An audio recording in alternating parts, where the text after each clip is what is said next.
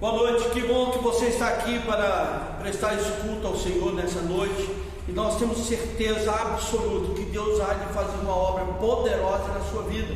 Cremos que Deus tem coisas grandes e especiais e Ele está a compartilhar conosco. De manhã tivemos um tempo maravilhoso e agora à noite mais um tempo para refletirmos e entendermos que temos e somos chamados para viver de maneira apaixonada por Jesus, pela igreja de Jesus, pela obra que Jesus morreu para que ela fosse, se realizasse nesse mundo.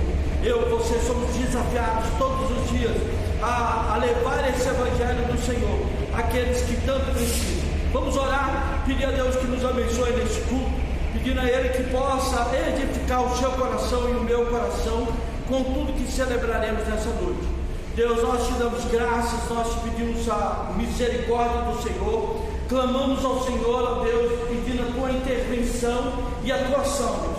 Nós queremos, ó Deus, acender dentro de nós a paixão pelo Senhor e pelo teu evangelho. Queremos, ó Deus, novamente estar vivendo o primeiro amor, e nós te clamamos e pedimos, ó Deus, que nessa noite isso se torne uma realidade na vida de cada um de nós. Que depois desse tempo de adoração, da ministração da palavra, o nosso coração, ó Deus, entre em processo de chama, de amor, de intensidade maior para com o Senhor e com aquilo que o Senhor tem como missão para a tua igreja. Eu oro, peço isso e agradeço por isso, em nome de Jesus, amém e amém.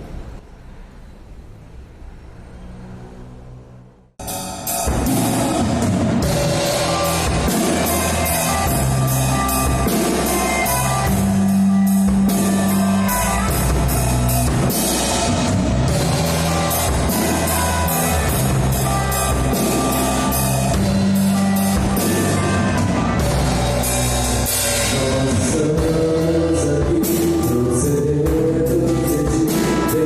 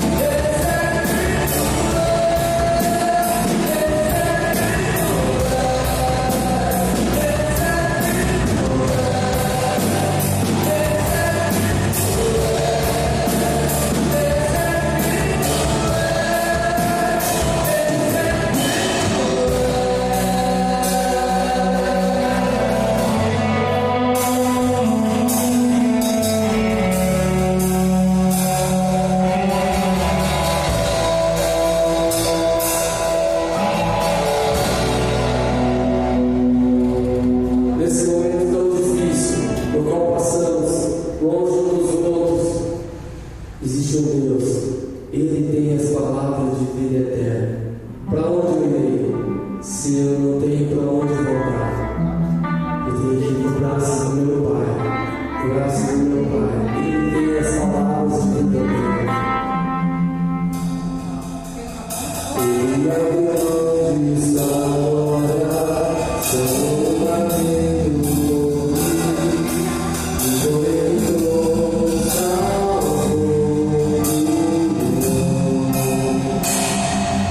Ele é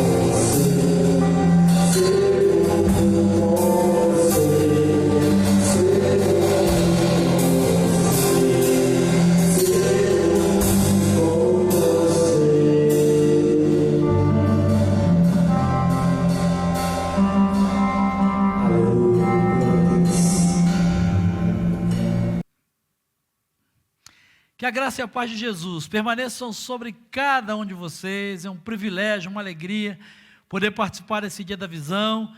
Que privilégio, que honra poder fazer parte desse momento tão especial na vida dessa igreja tão especial e tão amada mesmo. Eu quero conversar com você nessa noite, nesse tempo, sobre uma decisão que toda igreja precisa tomar. Ser uma igreja de manutenção ou uma igreja de multiplicação. Toda igreja quer crescer, toda igreja precisa crescer. Mas quando a gente olha para a Bíblia, e as igrejas estão aí procurando modelos de crescimento, e não é sobre nada disso que eu quero conversar com você nessa noite. Eu quero chamar a sua atenção para os evangelhos e para o livro de Atos, e olhar para Jesus, porque Jesus deixou apenas um plano para o crescimento da igreja, a multiplicação através de discípulos fazendo discípulos. Quando eu olho para a Bíblia, quando eu olho para os evangelhos, quando eu olho para o livro de Atos, o que eu enxergo é que Deus escolheu pessoas e não planos ou programas para divulgar a sua mensagem. Qual é o grande problema? Qual é a grande dificuldade de muitas igrejas? É que muitas igrejas, muitos cristãos sofrem da síndrome da tenda. O que é a síndrome da tenda? A síndrome da tenda foi a síndrome enfrentada por Pedro.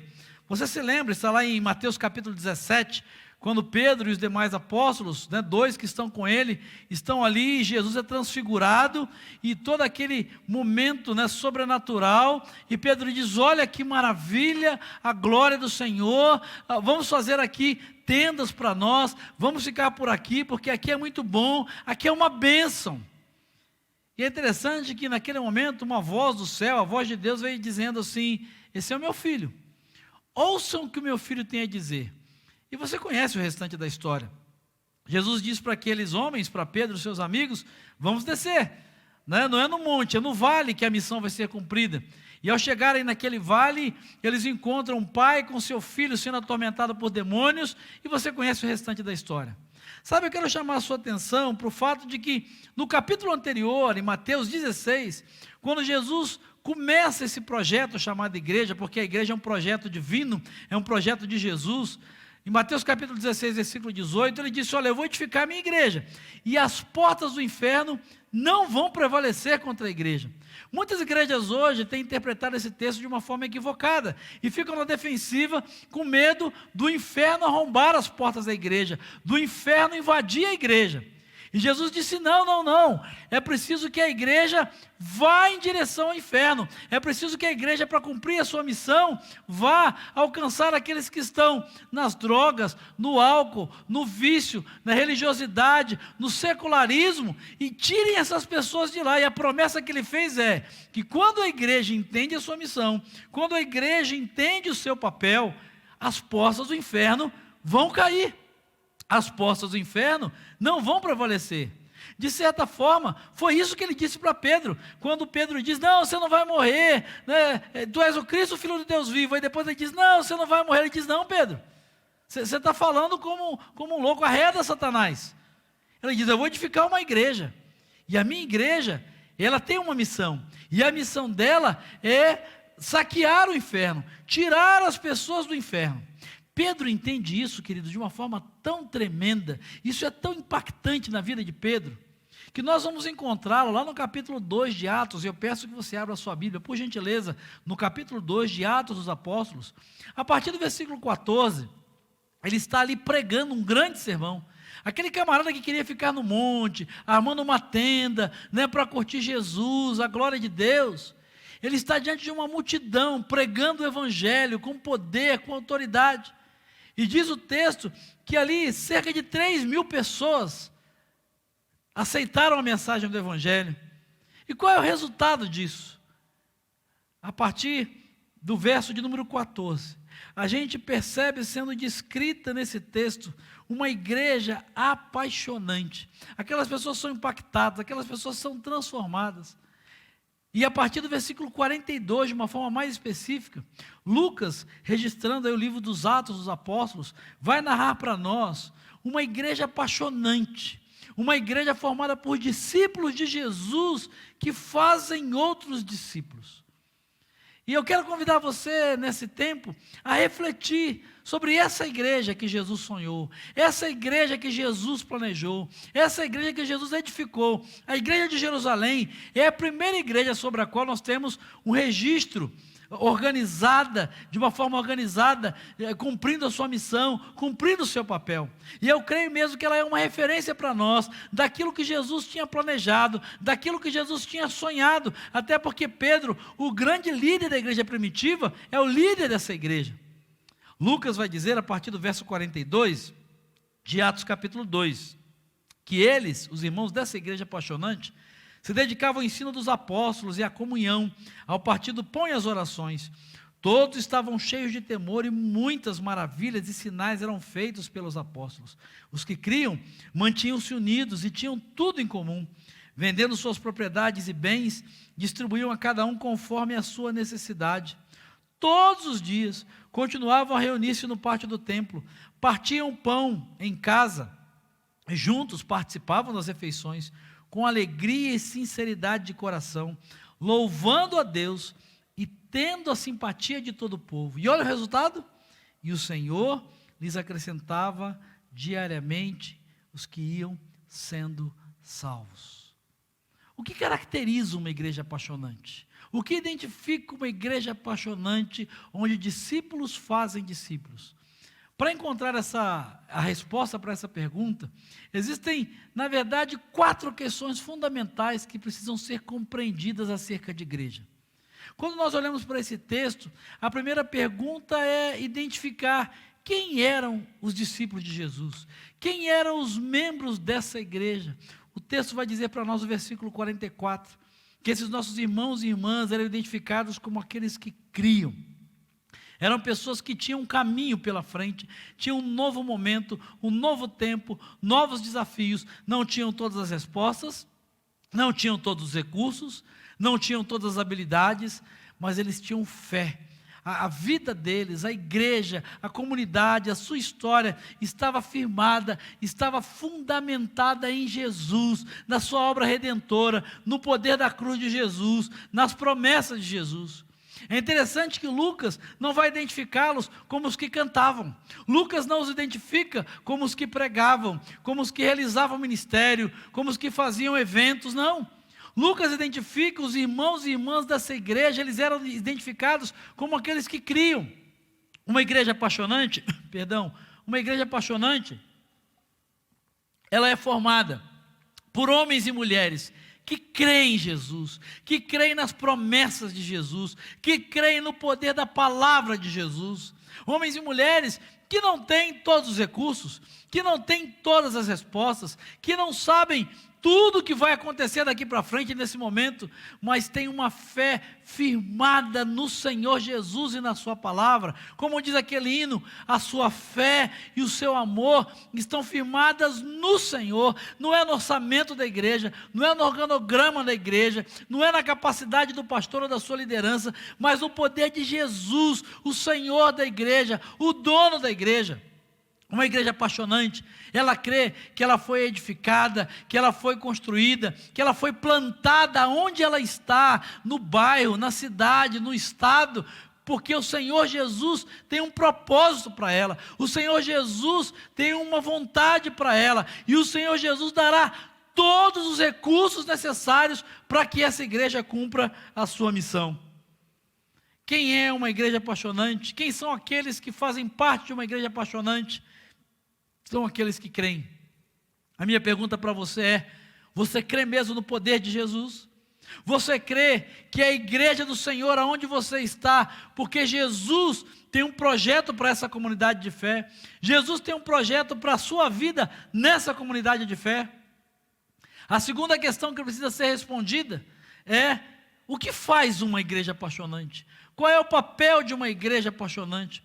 O texto vai responder para nós nos versos 42, 43, 45, 46 e 47, que uma igreja apaixonante, ela cumpre a missão através do ensino, da comunhão, do partir do pão, da oração, do temor, das maravilhas, dos sinais, do repartir os bens, o partir o pão e a refeição, ou seja, dividir o alimento, comer junto, em comum, louvar a Deus e o relacionamento com os de fora.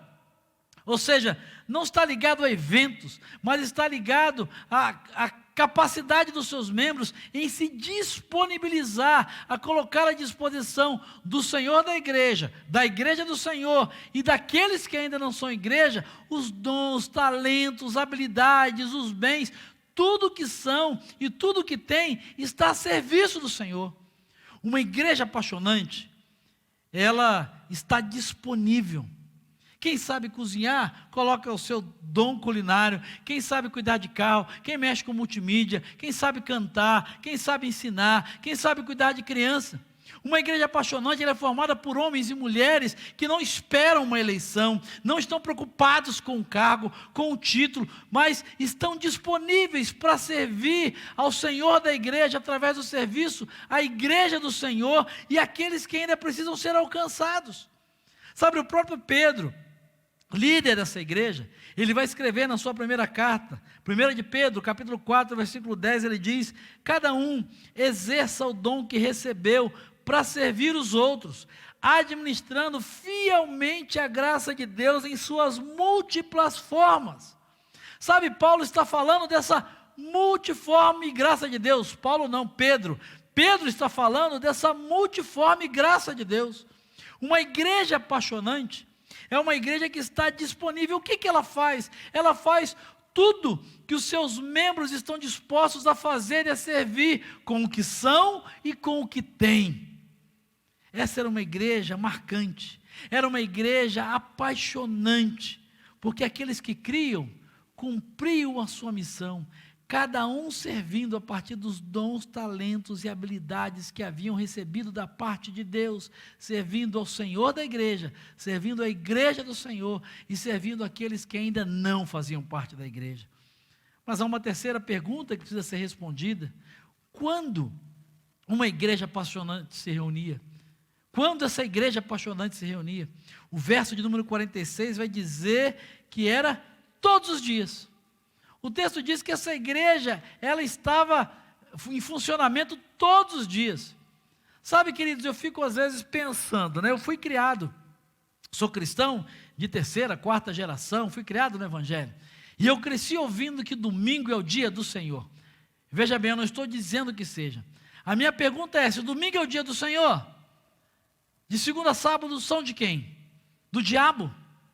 Do Satanás? Seus? Não, a Bíblia diz que todos os dias são do Senhor. Se todos os dias são do Senhor, se todos os dias devem ser consagrados ao Senhor, todo dia é dia de ser igreja do Senhor. O texto diz que esses irmãos se reuniam todos os dias. Todos os dias eles eram igreja. Eles entendiam que não era preciso um espaço, não era preciso um programa, não era preciso um evento, mas na segunda-feira, na terça-feira, na quinta-feira, no sábado, eles tinham a oportunidade de ser igreja. Eles tinham a convicção daquilo que Jesus havia dito: onde estiverem 2 ou 3 reunidos em meu nome, ali estarei eu. Sabe, ali haverá e acontecerá a igreja do Senhor. Não perca a oportunidade de servir ao Senhor todos os dias. A igreja apaixonante, ela não espera o dia do Senhor para servir ao Senhor, não. Ela está pronta para ser igreja todos os dias da semana. Ela está disponível em cada oportunidade que o Senhor lhe der para ser igreja. Tem uma frase do Paul Washer que eu gosto muito e que talvez nos ajude a esclarecer isso. Veja o que o Paul Washer vai dizer: Deus não precisa de nada vindo de você. Então, quando Ele te chama para vir e servi-lo, não é para preencher uma necessidade. Ele está te oferecendo um privilégio. Sabe, servir a Deus não é porque Deus precisa da sua ajuda. Deus não precisa de nada, de mim, de você. Deus não precisa de nós. Mas servir a Deus todos os dias é um grande privilégio. Ser igreja na segunda, na terça, na quinta, na sexta é um grande privilégio. Não deve ser um peso, não. Não deve ser uma obrigação, não, mas deve ser uma honra. É o que Paulo disse na primeira carta de Coríntios, ou aos Coríntios, capítulo 10, versículo 31. Quer vocês comam, quer vocês bebam, quer vocês façam qualquer coisa, façam tudo para a glória de Deus. Tudo para a glória de Deus. Uma igreja apaixonante é uma igreja que é formada, primeiro, por aqueles que creem. É uma igreja que a sua missão consiste em realizar tudo que estiver ao seu alcance, através dos dons, habilidades e talentos dados por Deus aos membros desse corpo chamado igreja. Uma igreja apaixonante, ela não restringe a sua atuação a um único dia da semana, mas todo dia existe a oportunidade de ser igreja. Mas a última pergunta, quarta e última que precisa ser respondida, para identificar uma igreja apaixonante é: onde é que essa igreja se reunia? Onde essa igreja apaixonante se reunia? Deixa eu fazer uma outra pergunta para você. Olhando para essa imagem aqui, diga para mim, onde é que está a igreja aqui? Onde está a igreja nessa imagem? A maioria das pessoas vão responder, ou irá responder, que a igreja está aqui, ó, nesse templo, nesse prédio, com uma torre, com uma cruz. Mas sabe onde é que está a igreja aqui, a partir do que a igreja de Jerusalém nos ensina? A igreja está aqui. A igreja está aqui nesse prédio, a igreja está aqui nessa casa, a igreja está aqui nesse barco, a igreja está aqui nessa varanda. O texto vai dizer, no versículo 46, que eles se reuniam no templo e nas casas. Sabe, a igreja apaixonante, ela sabe que o poder de Deus e a missão de Deus através da igreja não se cumpre só nesse espaço chamado de templo sagrado, até porque o próprio Deus vai dizer que Ele não habita em templos feitos por mãos humanas. Sabe, a casa de Deus é meu coração e é o seu coração. Paulo vai dizer que o nosso corpo é o templo do Espírito Santo de Deus, Ele habita em nós. Então, aonde eu estou, aonde você está, e onde estão 2 ou 3 reunidos em nome de Jesus, aí está a igreja do Senhor. Sabe onde é lugar de ser igreja? Aonde você estiver. É por isso que esses irmãos eram a igreja no domingo, mas eles eram na segunda, eram na terça, eram na quinta, eram na sexta, porque eles se reuniam, diz o texto, no templo e nas casas. E o Novo Testamento está repleto de referências a isso. Várias das cartas de Paulo, ele vai ser claro em dizer: olha, a igreja que se reúne na casa de fulano, saudações à igreja que se reúne na casa de Beltrano.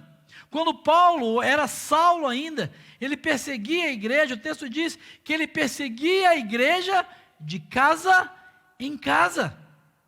O templo aqui onde eles se reuniam, não era o templo, é o templo de Jerusalém dos judeus. Eles se reuniam no pátio do templo, eles se reuniam ao lado do templo.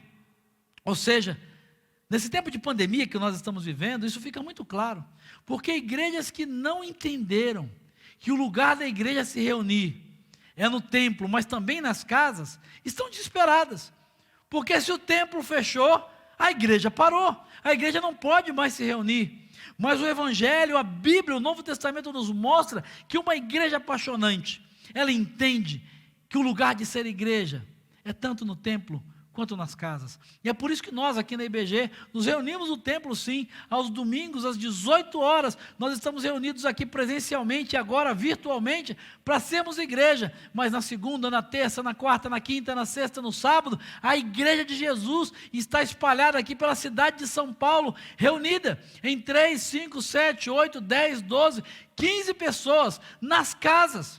E o que acontece aqui no domingo, acontece nas casas: a salvação, a libertação, a restauração, a cura, a consolo, a aconselhamento, a oração, porque o mesmo poder de Deus que está na igreja reunida no templo, é o mesmo poder de Deus que está na igreja reunida nas casas.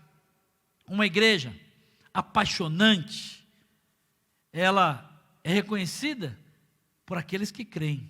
Uma igreja apaixonante cumpre a sua missão, não esperando cargos, títulos ou eleições, mas ela cumpre a sua missão servindo com seus dons e talentos dados por Deus ao Senhor da igreja, à igreja do Senhor e aqueles que ainda não são igreja. Uma igreja apaixonante entende que ela precisa servir todos os dias.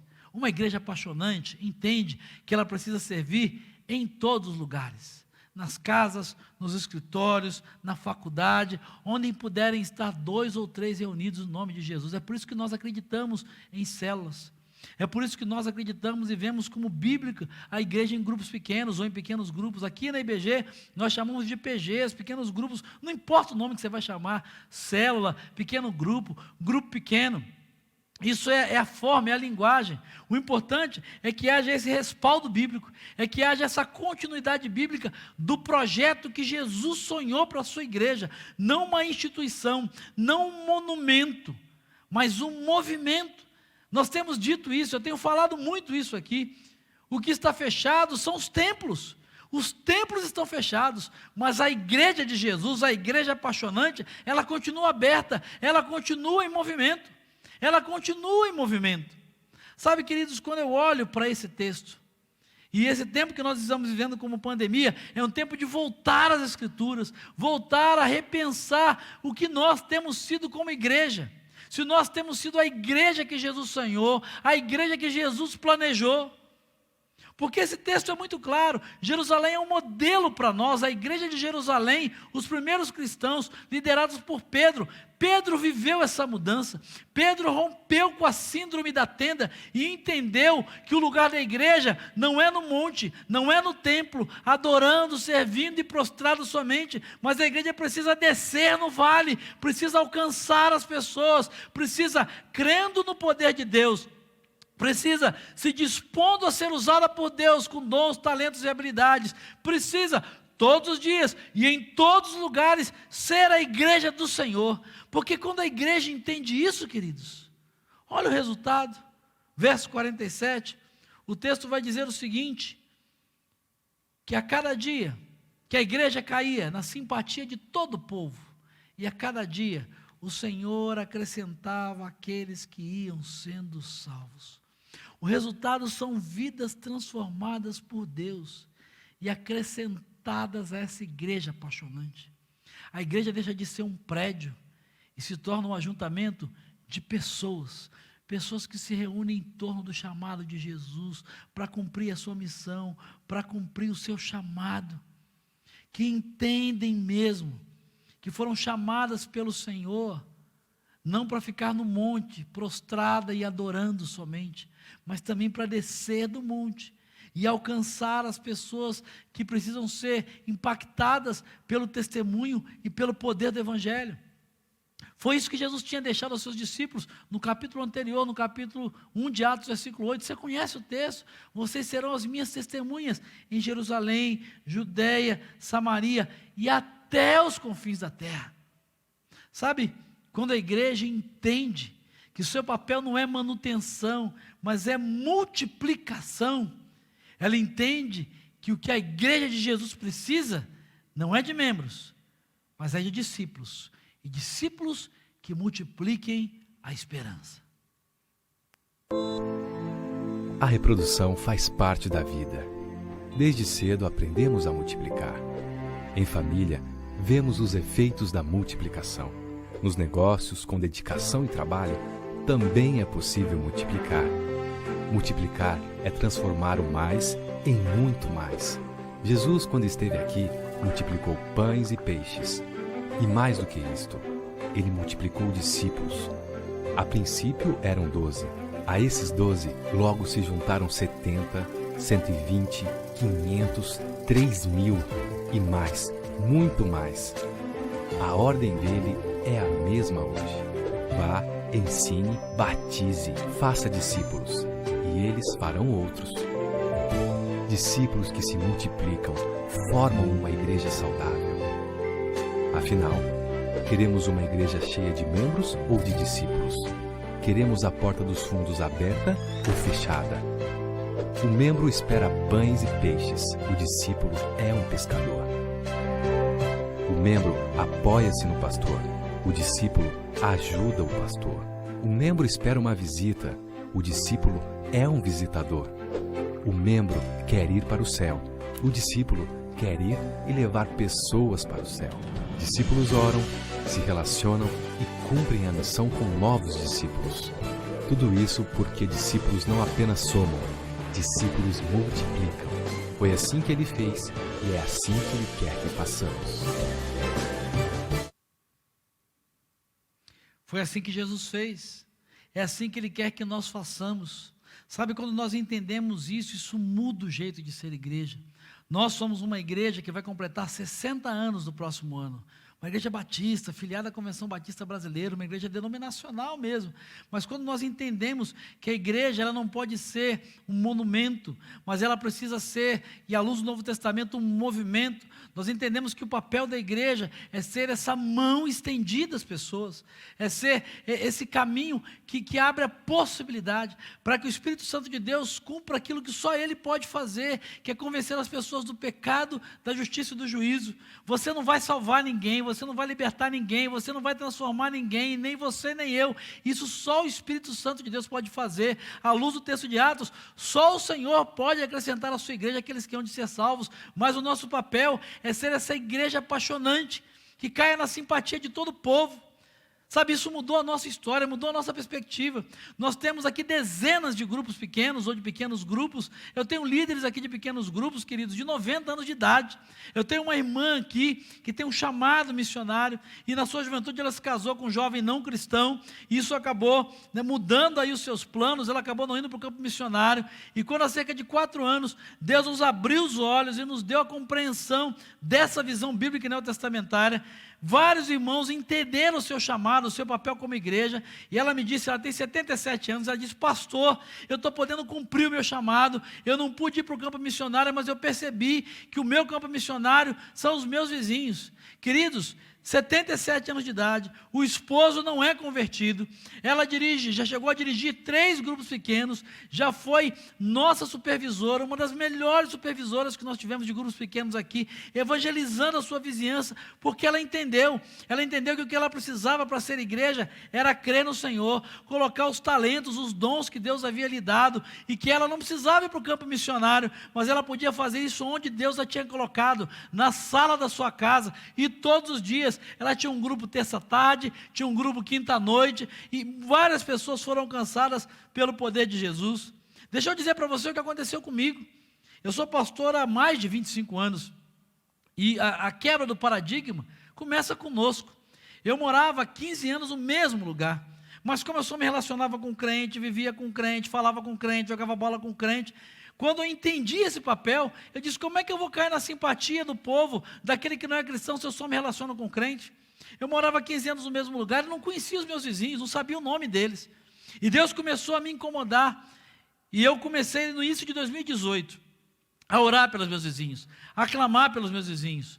E eu passava, eu orava por eles, às vezes estava na rua, de carro ou a pé, passava pelas casas e dizia, Senhor, abençoa essa família. Se ela não te conhece, me dá a oportunidade, alcança essa família para o Senhor. Cerca de 2 meses depois que eu tinha começado a orar, um dia eu estava voltando da padaria, da farmácia, tinha ido comprar algumas coisas, no dia da minha folga, estava de bermuda, sandália, camisa com a sacolinha da farmácia, chupando um picolé, e aí um vizinho, cerca de 50 metros da minha casa, 100 metros, 50 metros, parou e disse assim, por favor, eu tomei um susto, você, pois não, disse, posso falar com o senhor? Eu falei, claro. Ele disse assim, o senhor é o pastor daquela igreja, não é? Da avenida? Falei, só sim, pois não. Ele falou, é Marco, Maurício, Marcelo. Eu falei, Marcelo. Ah, então, eu quero dizer para o senhor que eu estou vendo o senhor já tem uns 2 meses aqui, descobri que o senhor é meu vizinho. Eu falei, que bom. Na hora o Espírito Santo disse, você está orando, se prepara. E a minha cabeça ali, falei, pois não. Ele disse, então, pastor, eu tenho 7 meses que eu assisto os cultos da sua igreja pelo YouTube. Mas há 2 meses eu comecei a perceber, e ver que o senhor era meu vizinho, que o senhor passava por aqui. Exatamente o tempo que eu tinha começado a orar pelos meus vizinhos. Ele disse, eu quase esbarrei já com o senhor 1 ou 2 vezes, quase que eu falei com o senhor, mas, sabe assim, eu não gosto de igreja, eu não gosto de pastor, eu tenho até uns problemas com Deus, mas assim, no fundo eu sei que Deus existe. No fundo eu sei que Deus existe, mas eu não gosto de pastor, eu tive uns problemas aí, eu não gosto de igreja. Eu falei, não, querido, fica tranquilo, e que bom que você me parou. Aí nós começamos a conversar, e a falar, e eu pedindo, Deus me dá estratégia, Deus me dá uma estratégia. E aí no meio da conversa eu disse, olha, mas se você quiser, a gente pode orar por você. Ele disse, não, mas na sua igreja eu não vou, eu não gosto de igreja. Eu falei, não, você não precisa ir na igreja. Se você quiser, eu sou seu vizinho mesmo, moro daqui a 50 metros, 80 metros ali na casa tal. Toda quinta-feira, às 8 horas, nós nos reunimos ali. E se você quiser ir lá na minha casa, não é a igreja, né? Não é o templo. Então, você é meu convidado. Toda quinta-feira a gente está junto, eu e um grupo de pessoas ali, amigos da igreja. É um culto que vocês têm? Eu falei, não, não é culto. Ele, não é culto? Eu falei, não. Aí ele perguntou, mas o que vocês fazem lá? Eu falei, lá nós somos cristãos, a gente acredita na Bíblia, a gente lê a Bíblia e procura buscar as respostas para a nossa vida a partir do que a Bíblia diz. Ele falou, então o senhor prega e é um culto. Eu falei, não, eu não prego, também não é um culto.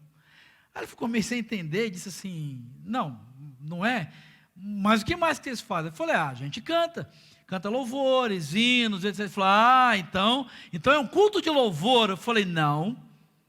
Ele falou, não é. Eu falei, não é um culto de louvor. A gente canta hinos, canta louvores, mas não é um culto de louvor. Aí ele falou assim, como assim, pastor? Eu falei, é uma reunião. Ele disse, não, mas o que vocês fazem mais lá? Eu falei, a gente acredita na oração. Então, depois que a gente busca aí em Deus, né, busca na Bíblia as respostas, a gente ora uns pelos outros, a gente acredita no poder da oração, então a gente faz um tempo de oração, a gente ora uns pelos problemas dos outros. Falou, pastor, então é uma reunião de oração. Eu falei, não é. Ele falou, como assim, pastor?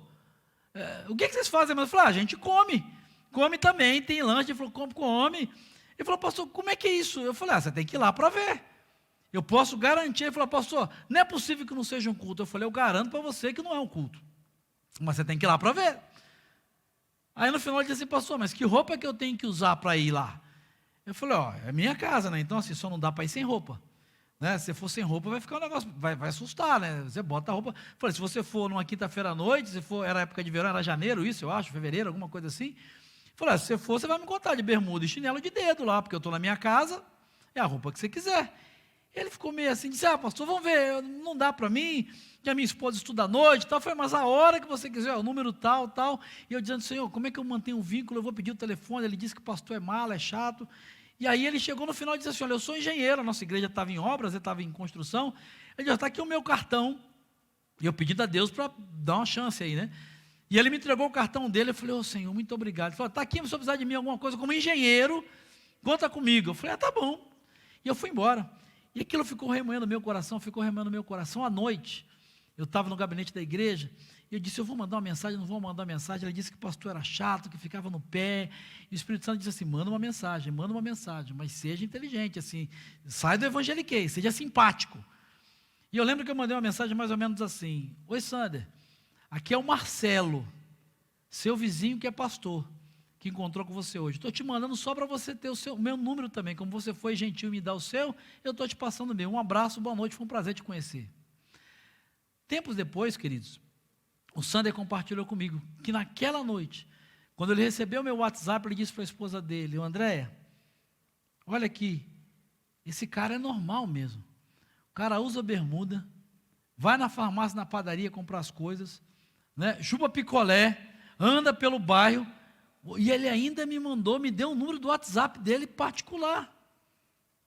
Sabe, queridos, não foi o pastor Marcelo, foi o vizinho dele. Para encurtar a história, a cada semana, nós nos reunimos na quinta-feira, quando nós estávamos terminando ali o PG, toda quinta-feira, ele passava, no momento que nós estávamos terminando de carro com a esposa, e aí ele buzinava, fazia questão de buzinar, e aí eu dizia, Sander, é aqui, o que acontece? Algumas semanas depois, ele começou a frequentar o nosso pequeno grupo. Para encurtar a história então, queridos, o Sander, eu tive o privilégio de algum tempo depois, batizar o Sander e a sua esposa. Hoje o Sander e a esposa são os meus líderes em treinamento. Nós estamos prontos para multiplicar o nosso pequeno grupo, e eles já vão assumir esse grupo pequeno, e são uma bênção para a honra e glória de Deus. Não foi o pastor Marcelo, mas foi o Marcelo, vizinho do Sander, alguém que cria no poder de Deus, alguém que resolveu colocar suas habilidades. Eu sou conversador, sou bom de papo, né, os talentos, os dons que Deus me deu. Eu pedi direção ao Espírito Santo, e eu acreditava que o Espírito Santo, que Jesus podia transformar os meus vizinhos. E eu fiz isso quando? Numa segunda-feira, era o dia da minha folga. Aonde? Na rua. Sabe? E o que é mais interessante? Eu não precisei convidar o meu vizinho, eu não precisei abordar o meu vizinho. Foi o meu vizinho que me parou no meio da rua e me pediu para falar de Jesus para ele. Sabe, certa vez, Oliver Cromwell, que era o protetor da Inglaterra, A Inglaterra estava numa crise muito grande. Pediu que os seus auxiliares procurassem onde havia prata, porque era uma crise, não havia mais prata para forjar moedas. Ele disse, procurem onde existe prata, e quem tem prata, e tragam para cá. E aí, algum tempo depois, os seus funcionários, os seus auxiliares voltaram angustiados, dizendo, olha, o único lugar onde tem prata é nos altares, é nas imagens dos santos, nos altares das igrejas. E sem pensar, o Oliver Cromwell disse para eles, então derretam santos, e os coloquem em circulação, façam a prata circular no meio do povo. Sabe, queridos, eu creio mesmo em nome de Jesus, que esse é o tempo, e essa é a hora, dos santos, aqueles que foram santificados por Jesus Cristo, lavados e remidos pela cruz de Jesus, desçam dos altares, sejam quebrantados, seus corações sejam derretidos pelo poder do Espírito Santo de Deus, desçam do monte da transfiguração, saiam, vençam a síndrome da tenda, e comecem a circular no meio do povo, comecem a circular e levar a riqueza do Evangelho, o poder do Evangelho, o valor do Evangelho, às pessoas que tanto precisam. Sabe o que mudou a história da nossa comunidade? O que fez o nosso povo acreditar nessa visão de uma igreja apaixonante, de uma igreja no templo e nas casas, do grande grupo e dos pequenos grupos? Foi quando aquilo que acontece todos os domingos aqui no templo, e que acontecia todos os domingos aqui no templo, começou a acontecer na sala da casa, na garagem, no escritório. Pessoas começaram a ser salvas, libertas, restauradas, curadas pelo poder de Jesus através da sua igreja, tanto no templo, como nas casas, onde estavam 2, 3, 5, 10, 12 pessoas reunidas em nome de Jesus. Essa igreja caía na simpatia do povo, atraía as pessoas para Jesus, e a cada dia o Senhor tem acrescentado pessoas que são salvas pelo poder do Senhor. Assim como a história do Sander, eu poderia contar várias outras histórias para vocês. Mas quando você entender, quando vocês como comunidade entenderem aquilo que a Bíblia deixa tão claro para nós, não tenham dúvidas que aquilo que acontece no domingo no templo vai começar a se multiplicar em cada família, em cada lar, porque Deus está em missão. Deus está em missão. E a nossa oração deve ser a oração que eu aprendi com a minha querida missionária e amiga Nalzira Nascimento, que foi missionária durante muitos anos em Angola, e quando Angola explodiu numa guerra civil, e todo mundo foi embora, e ela resolveu ficar, cumprindo a missão que Deus havia lhe dado. Perguntaram, por que você não veio embora? Por que você não saiu? E a Nalzira disse, porque eu sempre fiz uma oração, eu sei que o Senhor está em missão, eu sei que Deus está em missão no mundo, e a minha oração é, Deus, não me deixe de fora daquilo que o Senhor está fazendo no mundo. A minha oração é que você, meu irmão e minha irmã, possa entender que Deus está em missão nesse tempo. Deus está em missão na sua família, Deus está em missão no seu trabalho, Deus está em missão na sua faculdade, Deus está em missão no seu condomínio, Deus está em missão. Que a sua oração seja pedir a Deus que não te deixe de fora daquilo que Ele está fazendo, que você faça parte dessa igreja apaixonante, que você seja essa igreja apaixonante, e junto com a sua comunidade de fé, seja essa igreja apaixonante, para que seja um instrumento daquilo que Deus está fazendo, e a cada dia Ele acrescente aqueles e aquelas que hão de ser salvos por Ele, através da sua igreja. Vamos orar? Deus, obrigado por essa palavra, obrigado pela tua igreja, obrigado porque o Senhor está em missão e nos deu a oportunidade e o privilégio de fazermos parte da missão do Senhor aqui no mundo. Ajuda-nos, ó Deus, quebranta-nos, ó Deus, quebranta o nosso coração, quebranta a nossa religiosidade, quebranta o nosso tradicionalismo, quebranta o nosso orgulho, para que nós possamos tomar a decisão de sermos igreja, ó Deus, no domingo, mas em todos os dias da semana, sermos igreja no templo, mas também nas nossas casas, sermos, ó Deus, aqueles e aquelas que são reconhecidos como aqueles não somente que fazem, mas principalmente como aqueles que creem e que colocam tudo que são e tudo que têm à disposição do Senhor, para que, ó Deus, a igreja do Senhor e o evangelho do Senhor atraia pessoas para Jesus, e a cada dia o Senhor possa continuar salvando, transformando, libertando, curando e mudando a história de pessoas para a tua honra e para a tua glória, em nome de Jesus. Que o Senhor Jesus abençoe você e faça de você e faça de vocês uma igreja apaixonante, em nome de Jesus. Amém.